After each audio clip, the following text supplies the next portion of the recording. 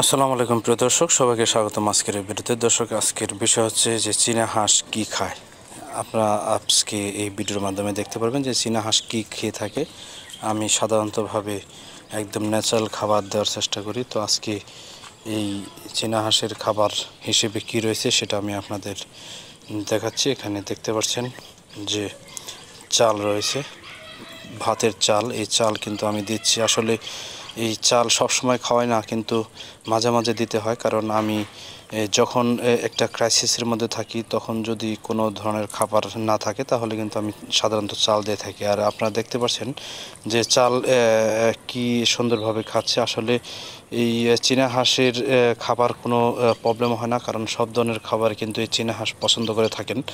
তো ঘাস, তরলতা, শাকসবজি থেকে শুরু করে আপনার যে কোনো ধরনের দানাদার খাবার এবং যে কোনো ধরনের ফিডই কিন্তু তারা খেয়ে থাকে। তো আপনারা যদি এই চীনা হাঁস লালন পালন করেন তাহলে কিন্তু খুব সহজেই লালন পালন করতে পারবেন। আপনার লালন পালন করার জন্য কোনো টেনশন করতে হবে না, খাবার খরচের কোনো টেনশনই করার দরকার নাই। কারণ যদি আপনি কোনো ধরনের ফিড বা কোনো ধরনের খরচ না করতে চান তাহলে কিন্তু ঘাস, তরলতা, শাকসবজি এগুলো কিন্তু আপনি খাওয়াতে পারেন। এর পাশাপাশি বাড়িতে যে একটু বেশি ভাতের মার বা একটু বেশি ভাত হলে সেই ভাতও কিন্তু আপনারা দিতে পারেন।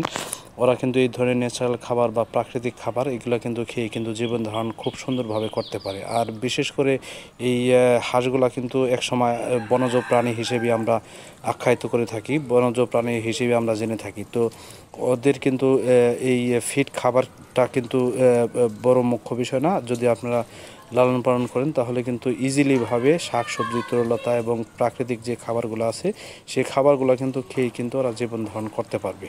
তো এই চীনা হাঁস লালন পালন নিয়ে কোনো টেনশন করার দরকার নাই। যদি আপনারা খামার করেন তাহলে নিশ্চিন্তে করতে পারেন, কারণ খুব ইজিলিভাবে ওরা জীবনযাপন করতে পারে এবং অল্প খরচে বেশি লাভ হয়ে থাকে এবং ওরা কিন্তু খুব ভালো ওজন হয়ে থাকে, অন্যান্য হাঁসের তুলনায় বেশ ওজন হয়ে থাকে। আপনারা যদি বাজারজাত করেন তাহলেও কিন্তু ভালো মূল্য পাবেন, এর খুব বেশি চাহিদা রয়েছে। তো আজকে এই পর্যন্তই। সবাই সুস্থ থাকবেন, ভালো থাকবেন, আর এই চ্যানেলটি ভালো লাগলে অবশ্যই সাবস্ক্রাইব করে রাখবেন। আজকে এই পর্যন্তই, সবাইকে ধন্যবাদ।